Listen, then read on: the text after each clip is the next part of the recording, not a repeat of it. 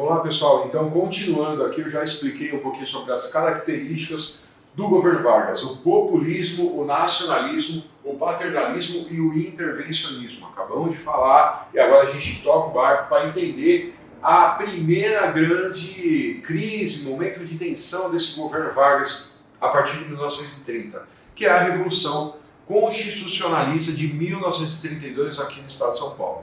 Bom, pessoal, para ser mais direto, basicamente a gente tem São Paulo como um grande vetor de insatisfação desse governo Vargas. A gente tem São Paulo como um lugar que até hoje, né, não digeriu muito bem a tomada de poder de Vargas de forma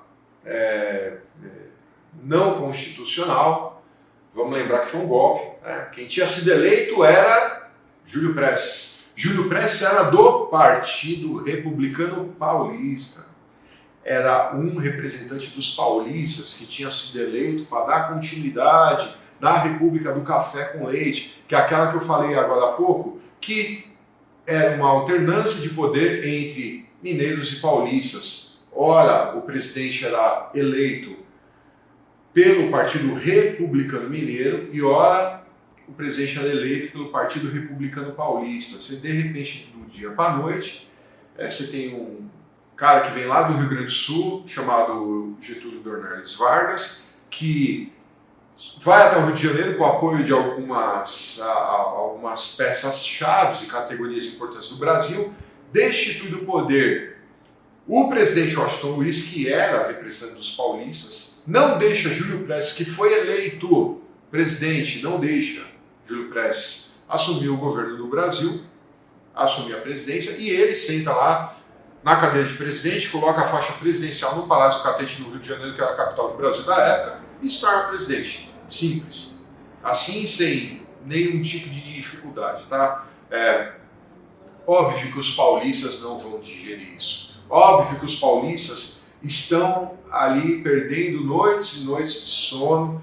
Esse Partido Republicano Paulista, a elite política paulista, que durante tanto tempo, 40 anos aí, praticamente, quase 40 anos, teve o controle do Brasil na mão e agora deixa gaúcho chegar e tomar o poder. Então, a insatisfação é enorme, né? E essa insatisfação ela vai se manifestar por meio da Revolução Constitucionalista de 32 aqui em São Paulo. Então, o que vai acontecer? Você tem aqui o texto, né? Getúlio Vargas segue seu governo sem uma Constituição estabelecida até 1932. É o primeiro período, o governo de Vargas de 30 até 34, é o governo provisório, né? Como a gente falou agora há pouco. Por que provisório? Porque não há uma Constituição. Vamos lembrar que ele anula a Constituição e toca o governo, passa a governar por decreto, decreto-lei do presidente. Decreto-lei do presidente, tudo que ele quer fazer, tudo que ele entende que tem que ser feito, ele cria um decreto-lei, assina e passa a valer. Ele não tem que respeitar nenhum parâmetro, não tem uma lei maior que ele tem que respeitar para poder governar. Isso incomoda absurdamente os paulistas que perderam o poder, aquele poder de presidente que durante tantas décadas os paulistas tiveram, tá? E com isso, em 32, vai eclodir a Revolução Constitucionalista. Essa revolução, como o texto está trazendo, ela é liderada pelo Estado de São Paulo e é formada então a Frente Única. A Frente Única, pessoal, era o conglomerado de apoiadores, simpatizantes dessa revolução, que reunia o Partido Republicano Paulista, o PRP, e também reunia o PD, que era um partido democrático, recentemente aí introduzido no cenário político do Brasil, que era aí principalmente representado pela elite urbana de São Paulo, tá? E o Partido Democrático mais o Partido Republicano Paulista, juntos, vão aí se reunir e angariar um apoio das oligarquias aqui de São Paulo, desse grupo dominante político de São Paulo, dessas pessoas ilustres, políticos ilustres já de décadas e décadas que estão atuando no cenário nacional político, que são aqui advindos de São Paulo, sim, e também apoio do PRM. que é o Partido Republicano Mineiro, que dividiu com São Paulo tanto tempo a cadeira de presidente, República do Café com leite. Café São Paulo, leite Minas Gerais. E o objetivo, qual que era o objetivo dessa Revolução de 32? Era pressionar o presidente Vargas para que criasse uma nova Constituição, já que Vargas assume o poder de forma não democrática, porque ele vai tomar a cadeira de presidente sem vencer as eleições e rasga a Constituição. Então, a ideia é, dos paulistas, nesse momento, ter uma revolução para pressionar Vargas para que seja criada uma nova Constituição, o Brasil passe a ter novamente uma Carta Constituinte. Tá? Então, era esse o principal objetivo da Revolução Constitucionalista. E ocorre nesse período, pessoal, a campanha Ouro para o Bem. O que era essa campanha? Aqui em São Paulo a gente viu a elite que estava engajada nesse movimento político. A gente vê em São Paulo a elite que estava aí o tempo todo já insatisfeita, desde que Vargas toma o poder, doando joias e objetos de ouro aí para que fossem derretidos e convertidos aí em armas. Transformar esse ouro em armas. Para quê? Para armar e equipar as tropas paulistas e fazer essa manutenção aí das tropas durante o período da Revolução. Então, a Revolução começa com um esforço muito grande dos paulistas e nessa tratativa da própria elite doar objetos de ouro para poder fomentar e comprar equipamento e armamento para a Revolução acontecer, tá? O estopim da Revolução Constitucionalista, pessoal, ocorre a partir da morte de 4 estudantes aí que a história traz, algumas historiografias, pessoal, como 4 estudantes filhos da elite, né, daquela classe dominante local, tá?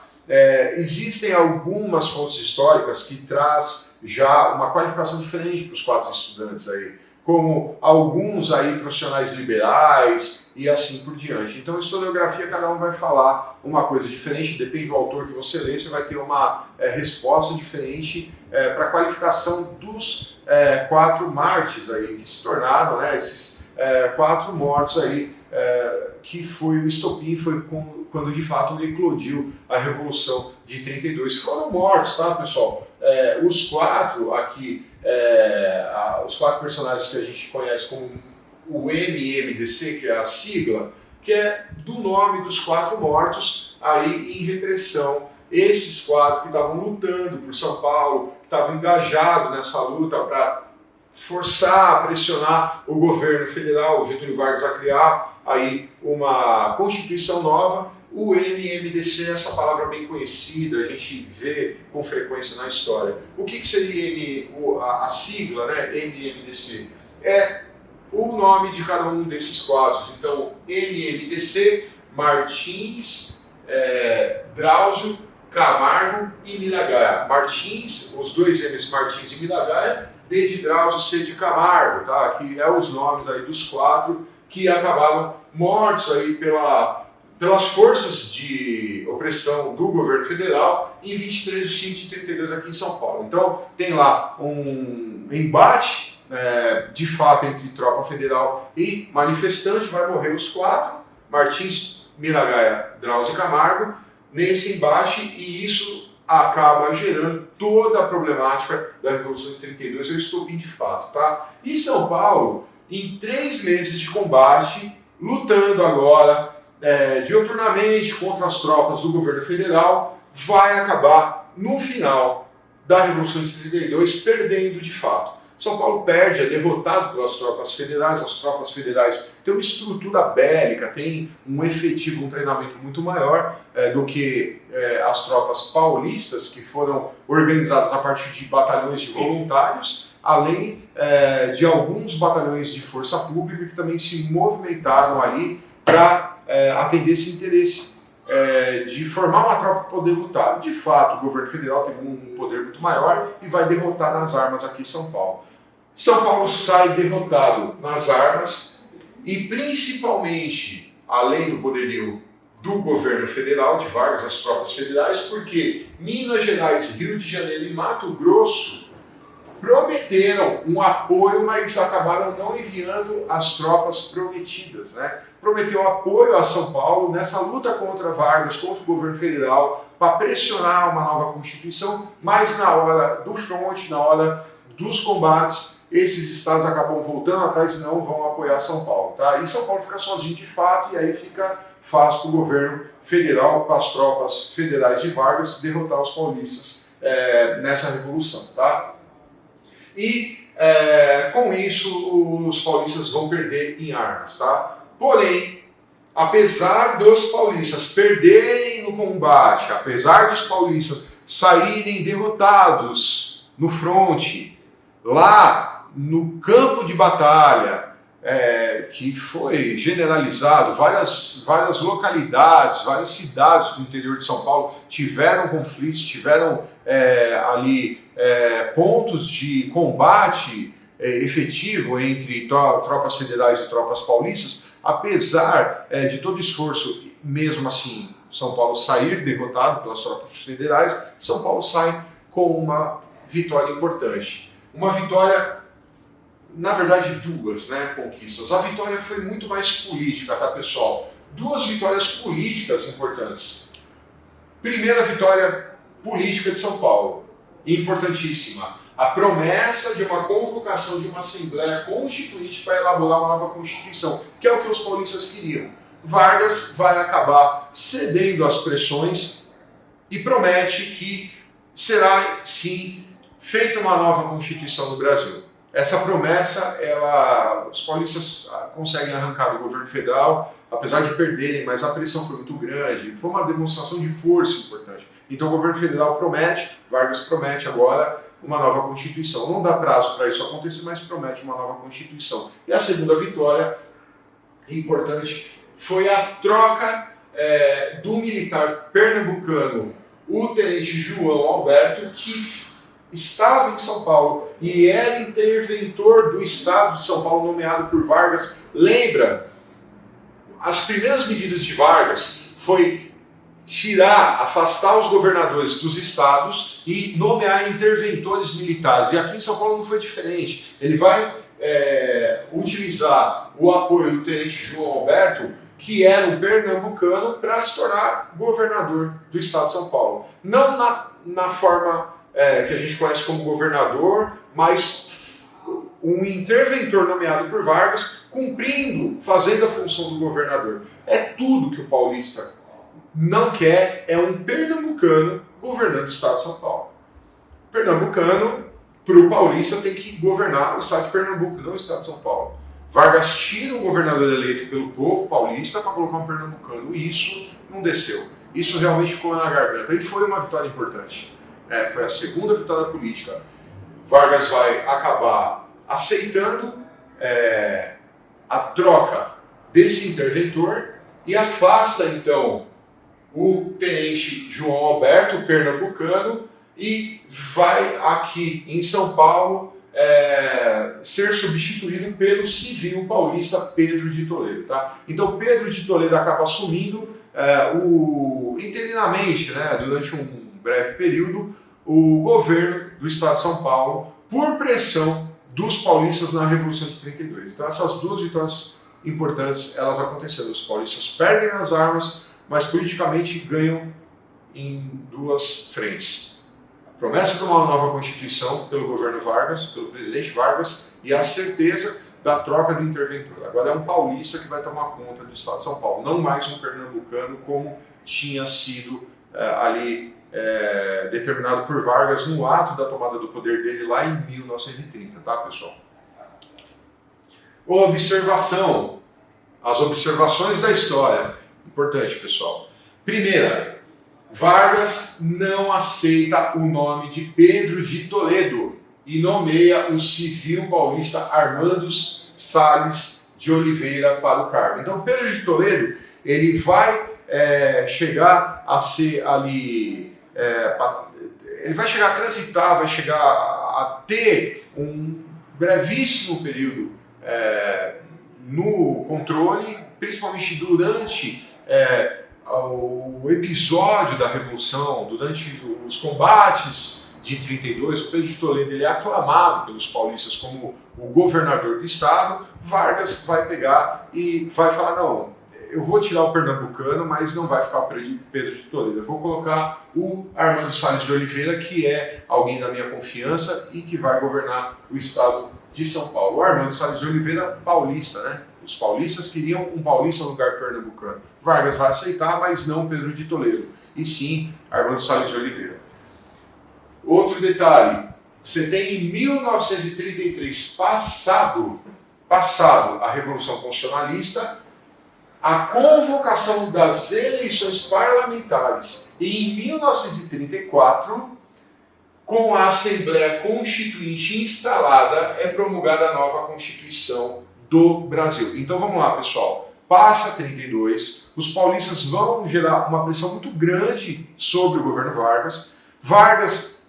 Os paulistas perdem nas armas, mas Vargas acaba cedendo à promessa de uma nova Constituição. E para que fosse criada uma nova Constituição, primeiro você tem que reunir o Congresso. Lembra lá no começo que ele dissolve o Congresso, ele fecha o Congresso, ele acaba com um Congresso Nacional. Vargas, em 30, ele toma o poder e manda deputado e senador para casa, para ficar de pijama e esperar a boa vontade. Agora, ele vai convocar as eleições parlamentares, lá em 33, e aí agora, com os parlamentares já apostos novamente, deputado e senador, ele vai convocar a Assembleia Constituinte. O que é convocar a Assembleia Constituinte? É chamar esses deputados e senadores para se reunirem para que seja feita, que seja escrita, que seja ali criada uma nova Constituição, ou seja, um novo conjunto de leis federais máximas, a nossa Carta Magna, que é aquele conjunto de lei que todas as demais leis que serão propostas e aí entrada em vigor tem que respeitar aquela primeira lei maior. Então, essa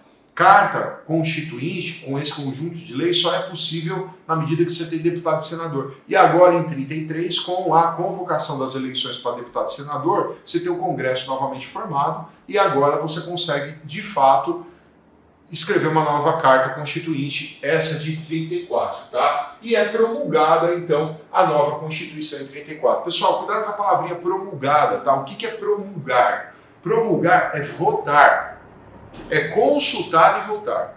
Tá? Então, quando eu falo assim, a Constituição foi promulgada, ela foi votada, ela foi consultada antes de entrar em vigor. Pessoas participaram ali de uma...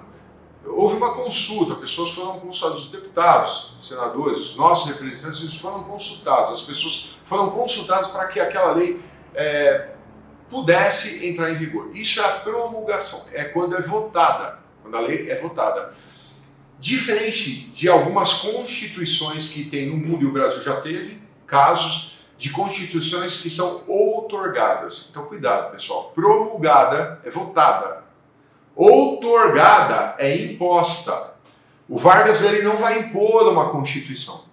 Ele vai consultar o Congresso Nacional para que seja votado, para que seja promulgada, tá? Então, vamos lá.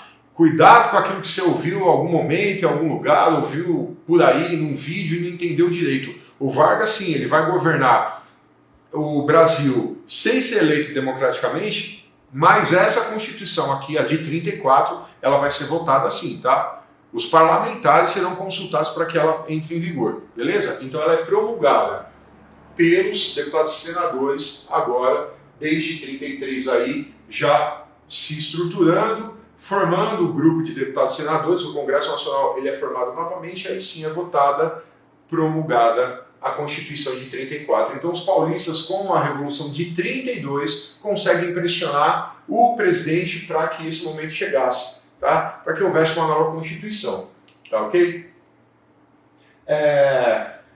Constituição de 34. Vamos falar dos detalhes agora da Constituição de 34. Pessoal, Constituição de 34, ela tem como forma de governo República Federativa Presidencialista Representativa, certo? É o formato da nova Constituição. O Brasil será uma República Federativa Presidencialista Representativa.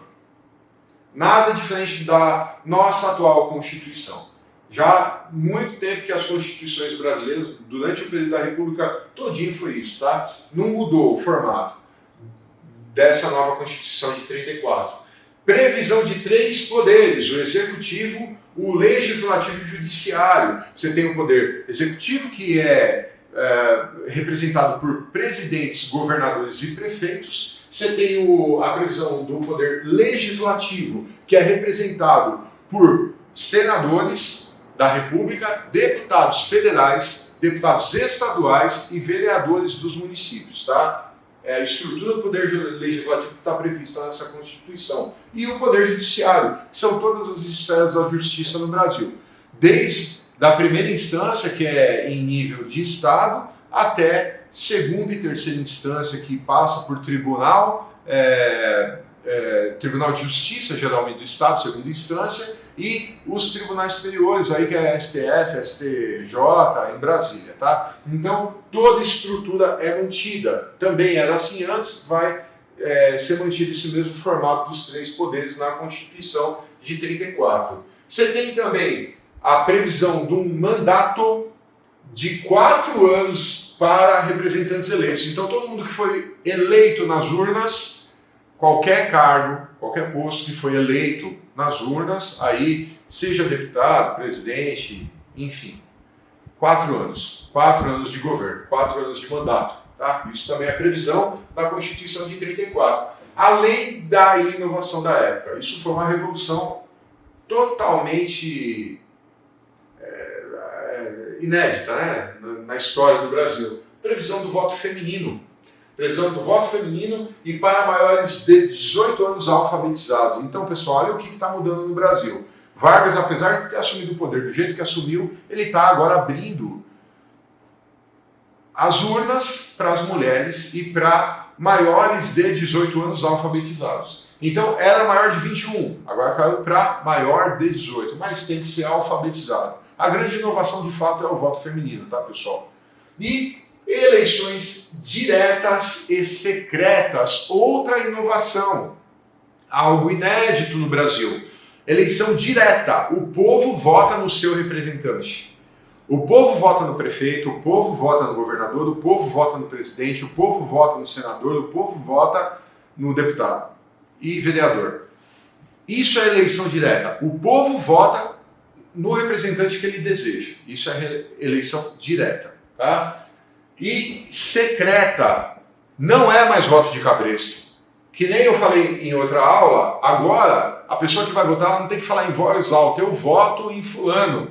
Por que ela não precisa mais falar? Porque agora é voto secreto. Ela põe ela escreve, por isso que tem que ser alfabetizada, ela escreve o nome de quem ela quer que seja eleito e vai adicionar aquilo lá numa urna, e a urna depois ela é apurada, tá? Então agora o voto se torna secreto, uma inovação para a época também, da Constituição de 34. E previsão, que não há vice-presidente, essa Constituição não tem previsão de vice-presidente da República, tá? Então são inovações que são agora trazidas nesse formato de Constituição que Vargas vai junto com o Congresso Nacional, promulgar em 1934. Tá? Observação, mais uma observação importante. Pessoal, Vargas exigiu que o primeiro presidente seria eleito por voto indireto do Congresso Nacional. Então, olha lá, apesar da Constituição dizer que o voto tem que ser direto e secreto, para o primeiro presidente,